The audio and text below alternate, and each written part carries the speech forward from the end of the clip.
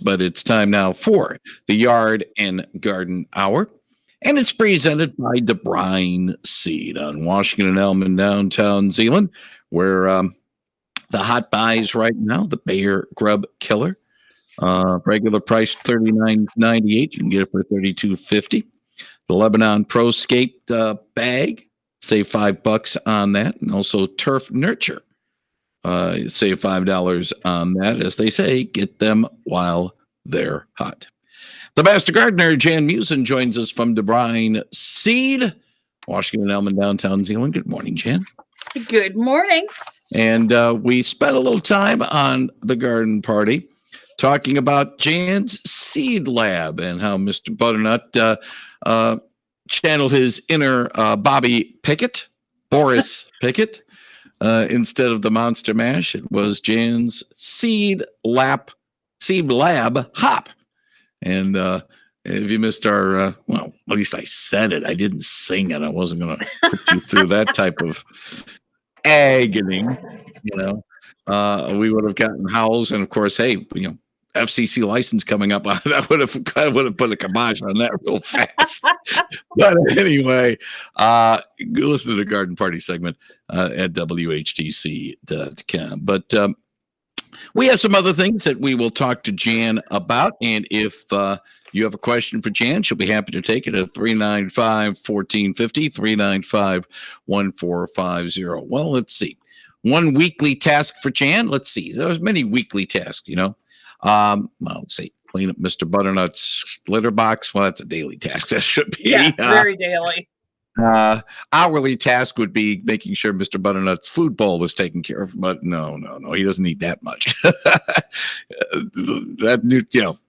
Nutro does provide some stuff, but, because he is the noted spokescat for Nutro. Yes, that's right. But one of the other tasks Jan has on a weekly basis is bundling up packages for island pets and island dogs, I should say, and Save a Gato down in Puerto Rico. I would assume that is still a weekly task for you. You betcha. I have got a bunch of stuff I got to get out this week too again. So, but if you've got anything, I'll gladly take any drugs that you have left over from your animals that you didn't give it all. I'll even take expired stuff. I'll even take your stuff. I'll take human meds and send it down because a lot of times they can use that too. Anti-inflammatories, antibiotics, flea and tick, whatever. Clean towels are always good. And gently used pet supplies like collars and leashes and some toys and treats are always nice. Yeah, so make sure it's designated treats for island dogs and Save a Gato, because if it's not the marked, big boy, yeah. it will be claimed immediately by the mascot of DeBruyn Seed, and that, of course, is Mr. Butternut. Good morning. You're on the line with the master gardener, Jan Meeuwsen. Hi, Jan. I was just wondering if you have any ideas of problem we're having. We have little teeny-weeny little flies like flying around in our house, and they aren't fruit flies because we've gotten all the traps and everything, hoping in the vinegar and the water and so forth to try to catch them. And do you have any idea what they are and what we can do for them? Actually, I think they're fungus gnats, and they come from the soil of any plants that you might have. And that's where they're coming out of, and they're just very annoying. They aren't going to hurt you or anything in the house, but you want to get rid of them. You can put some stuff in the soil of the pots. Imidacloprid will kill them in the soil. You can take, if you don't have very big pots, you can take them and just put them in a sink full of water. Just soak the roots for 10 minutes and take them out, and that should kill them so they don't keep flying up out of the soil. Oh, I see. I wondered about that. So, what is the name of them? Are gnats like? They're fungus gnats. Fungus gnats, huh? Yeah. Well, I appreciate that because they have really bugged us. I mean, you think you got them taken care of, and all of a sudden everyone flies again, and they're so fast that you cannot catch them. It's just crazy. Sometimes So, they are pretty quick. So yeah, they are yeah. annoying. You can get rid of them by get rid of them. If you've got any plants in the house, Mhm. just make sure that either the soil is covered with some gnat nicks or you've got some imidacloprid down in the soil so they don't keep coming out of there. Yeah, you want to stop that cycle. Okay. Is there anything you can buy to put on the soil? Yes, there is. It's called gnat nicks. We've got it, and you can put it on the soil. You bet. Okay. Well, thanks so much. I appreciate it. You're Appreciate the welcome. call. 395-1450, 395-1450. We had a problem here at the station as well that you helped us with. But that was, to me, that's more of a fall and winter type problem and early spring problem when we have more indoor plants than maybe, summer type when many of the plants are already out of doors. I know, but it's been a big problem all of a sudden. I don't know if maybe more people have plants and they're planting more stuff. Some can come actually in the soil that you get. There could be fungus gnats in your soil to begin with. So, I mean, sometimes you can't win for losing. So that's a form of invasive species, I would think. Good morning. You're on the line with the Master Gardener, Jan Meeuwsen. Good morning, Jan. So earlier this spring, I purchased the 4-step Scott's program. Sure. And I had a beautiful lawn going in the spring until I put down step 2, which is weed and feed. Okay. Mm-hmm. And I do not have that many weeds in my yard, but it killed so much of my grass that I have decided not to put down steps 3 and 4. I was kind of wondering in my mind, are those steps set up maybe for people who have adequate watering supply, like underground sprinkling, for instance? Because what I want to do, I want to put it on and let the rain take care of it. I'm on city water, costs me a lot of money to water my yard.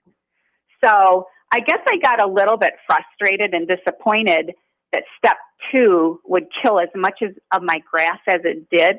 And I'm really hoping that it makes a comeback. So I'll hang up and listen. I appreciate the call. Jan? Yeah, I would definitely. Step 2 needed to be put down on a wet lawn, so you had to make sure that you just came off a rain, and then no rain for 24 hours. But we just couldn't win at that point in time because it was just so hot, and I think the weather probably killed more of your lawn than the fertilizer did. I think you should put your step 4 down at the very least, but make sure you're going to put it down right before it rains because you actually want it to get into the soil to make it thicken up your lawn and get it going for the winter. So definitely put these step 4 down, but listen to Gary, and when the weather is going to finally turn to a nice rainy day. I don't see it in the future.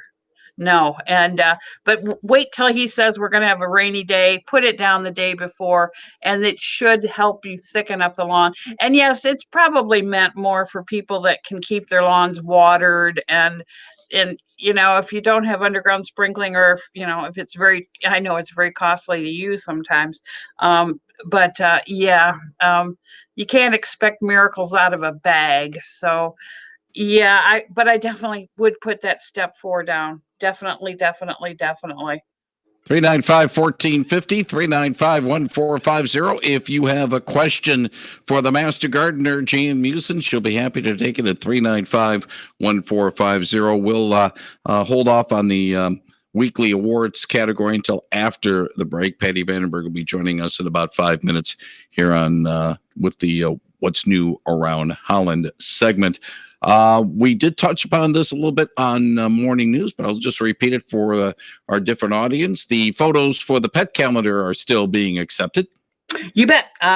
Email them to me at debruynsseed@gmail.com, DeBruynSeed@gmail.com, or you can just bring them in the store, bring in the originals. I'll scan them into our system, and you'll get your pet on the 2021 DeBruyn calendar, which are very popular calendars. So your pet will be seen all over.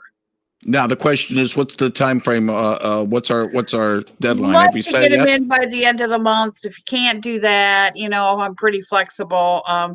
I'm certainly not But going to sit there on October 1 and get them all in and boom, that's it. I've got the lab is taking up so much of my time. So mhm. yeah, end of the month or so. Okay, there's no drop dead date for that, is there? No, you're not going to drop dead. No, no, All right, and not the pets either. 395. no. By the way, can we? I don't want to say have pictures of pets in memoriam, but let's make sure that the pets you're taking a photo of, still with us. And we don't want to have, in memorial of, this cat or this dog and stuff like that. This a photo of it's a photo of Percy from 2003. No. Let's hold off on that. 39514. I'm just trying to, thinking of possibilities. My lovely wife Holly, asked me a question because she saw a couple of feeds on her Facebook pages from early yesterday. She says, "When is deer hunting season?" I says, "Well, the Robin Hoods will be coming out on October 1st. That's when they can shoot the king's deer with the bow and arrow and wear the Lincoln Yep. green. So it's October 1st." Well, she says, "Well, I got some feeds on my Facebook feed of, people with, like, they just shot a deer. Are they poaching or something?" Well, I did some investigating and found out that this past weekend was Liberty Weekend for youngsters and those who are, challenged. They had the opportunity to hunt the deer. And then Holly said, "Oh, yeah, that's right," because they were pictures of kids shooting their deers, And one of our Facebook friends, the DNR officer, and his kids shot deer. So that's good for them. And I say to the kids and those who are challenged, there's another one coming up this weekend as well. The more you get, the less we hit. So please get the deer. But well, I like that slogan. The more you get, the less we hit. Yeah, that's right, with our vehicles. But I tie this in with our conversation, Jan, because food plots are still time to get those ready for those who'll be hunting the venison. Yes, I mean, you still can at least get something up and growing and green. Actually, the deer don't really care what's up and growing.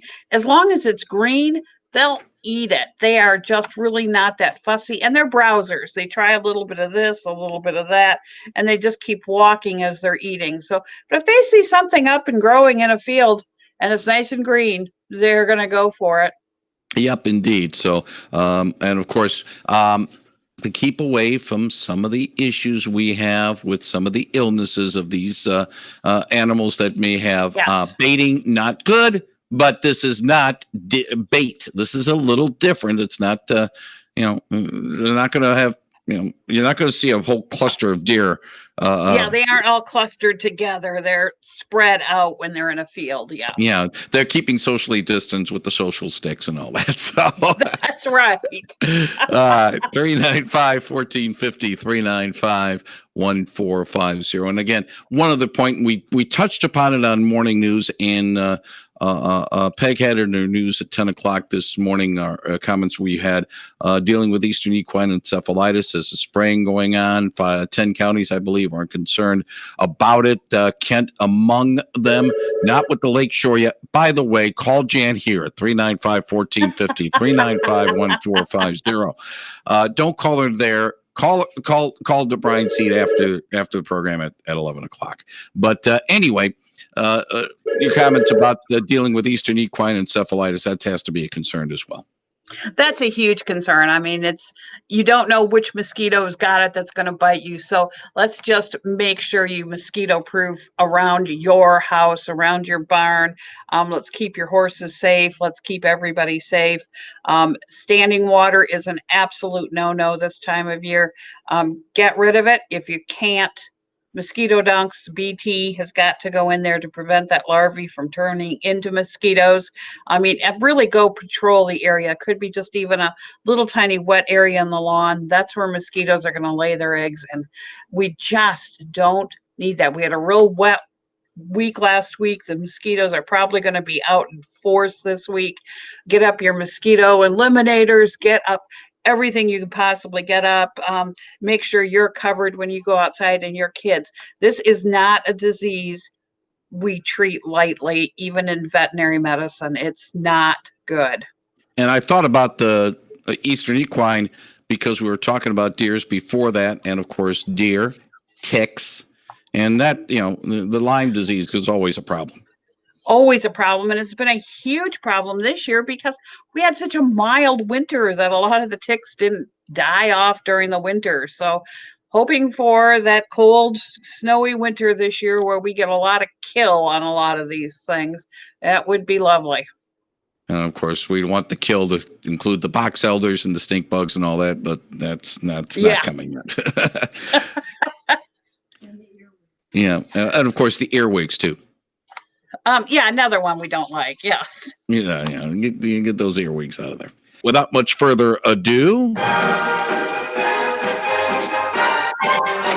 time now for the weekly awards categories, as we call it. Some of the questions, some of the complaints, some of the issues that have come up to Jan and the staff at DeBruyn Seed. She'll be happy to pass on some of the tips that she has received and some of the things that can help you out in this situation. And let's start first with what everybody wants to talk about, Jan: lawns and grass seed. Everybody wants to talk about that. But it is mid-September. It is the perfect time. We've got till like October 10, maybe the end of October, depending on the weather, to put down grass seed. So if you need to put down grass seed, this is the time to do it. Unfortunately, Mother Nature isn't, complying with us right now and giving us some water this week. But if you can keep it watered, that's a big if. I wouldn't put it down unless you can keep it watered. What's going to kill grass is getting real wet and then real dry and then real wet and then real dry. It does not like that. But this is the optimal time to put that grass down. I don't think anybody leaves here without some grass seed. I think that's like you have to get it. Yeah. And now the thing is, though, the question of the week is, should I put down fertilizer after I put down grass seed? Yes, it's like an insurance policy, just like, should I feed my kids once I bring them home? Well, yeah, it's usually a pretty good idea. So let's feed that grass seed that you put down. You spent money on it. You went through all the work, go through one more step, putting fertilizer down. And if you put the fertilizer that prevents weeds down and has fertilizer to help that little growing grass, you won't have any weeds for 6 weeks. So that's a huge advantage. So yes, put down a starter fertilizer. Now we're still a few weeks away from the 10-4 on 10-4 and dealing with weeds, especially perennial weeds. Yeah, but they're a big deal right now. Everybody's coming in with, I've got this on my lawn, I've got this on my lawn, I've got this on my lawn. We're getting close enough to it. Putting down a weed killer on your lawn. Remember, it's got to go on a wet lawn so it sticks to the leaves of those weeds. And then you don't want rain for 24 hours afterwards. So I think we've pretty much got that. We don't have to worry about that. But yes, it is a good time to kill those weeds because they are bringing the energy down to their roots right now to last the winter. So they'll easily pull down that weed killer with it. 395-1450 if you have a question for the master gardener, Jan Meeuwsen. What we don't want on the lawns are grubs, and the product of the week will deal with the insect of the week, grubs. Yes, that is Dilox grub control. It has to be Dilox right now. That has to be the active ingredient in it.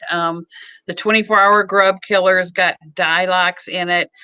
It doesn't just kill grubs. It also kills those horrible little, when you walk over the lawn and all those little moths come up, that's sod webworms. It will also kill that.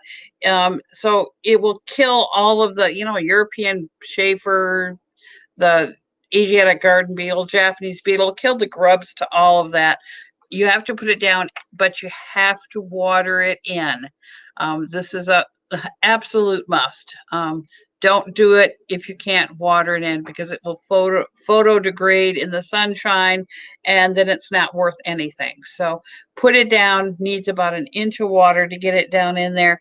If you only can do part of your lawn at a time with a sprinkler, then just do part of the lawn with a sprinkler, but it must be watered in to be effective. Because if you don't, you find your nuisance animal of the week, and it definitely brings an odor in. Yeah, those little skunks, they come in looking for the little grubs. They're cute. They're absolutely adorable. They come in, put their little noses in the ground, and then they kind of do a 360-degree turn all around while their nose is in the ground. And then they can tell where all the juicy little insects are, and they just dig and dig and dig. And then they dig here, and then they dig there, and then out over here. And so if you want to avoid that, let's get rid of them in the first place with the Dilox. Just don't need that insect of the week anymore. No. And finally, the fun activity of the week. Well, let's put it this way: it's fun because if you do this activity, you won't get Ratfink and all of his buddies walking around, the little mice and rodents. Yes, rodent proofing your house right now. It's not that the weather has gotten that much colder, but the days are getting getting shorter quicker right now. So they're looking for a place to, hey, where can I spend my winter vacation? And you don't want it to be your house. So get out there with your rodent stopper, spray around your house, get the mouse traps out. Whatever it takes. We have got the rodent cafe is set up here. There's plenty of poison here. We've got lots of traps. We've got everything you're going to need to rodent proof your house. I personally like the rodent stopper spray. It works well for me. I can spray it inside, I can spray it outside, and I don't have those little guys. So yeah, but we can help you rodent proof your house. And that's our awards category for this week. We'll do it again next week. Some of the problems and some of the issues that have happened at DeBruyn Seed, Washington, Elm, and downtown Zeeland. Jane Meeuwsen brings them up, and we give them our awards of the week. Listen next week for another awards of the week.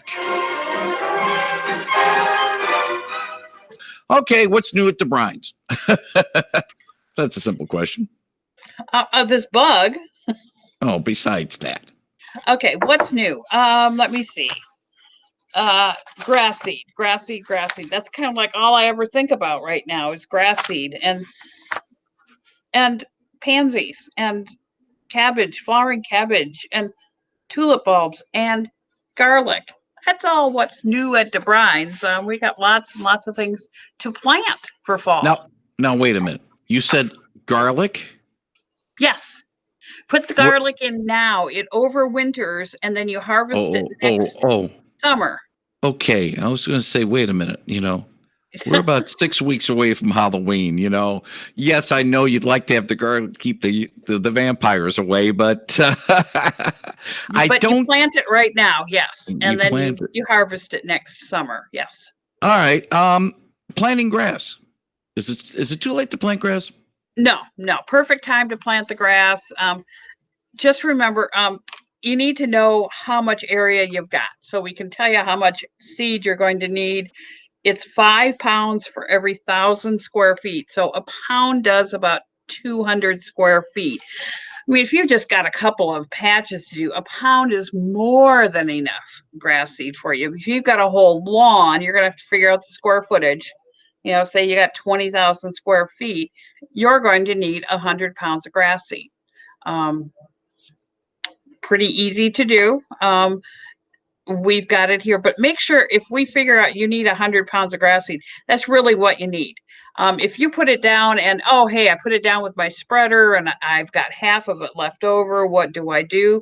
Put the other half back in a spreader and go over it the other way. I mean, go over it north-south, go over it east-west, go over it diagonally, get it all down on the ground. It really needs to be down, and then incorporate it in that top 1/8 inch of soil, and then water, which we don't have this week, but water. And once you do, after the water, put mulch on top of it to keep the water in? There's mulch that you can put on top of it. Yep, we've got the seed accelerator. Looks like little rabbit pellets is what it looks like. You throw it on the lawn, you water it, and it expands and it covers the lawn, so it keeps the seed protected and keeps that water in.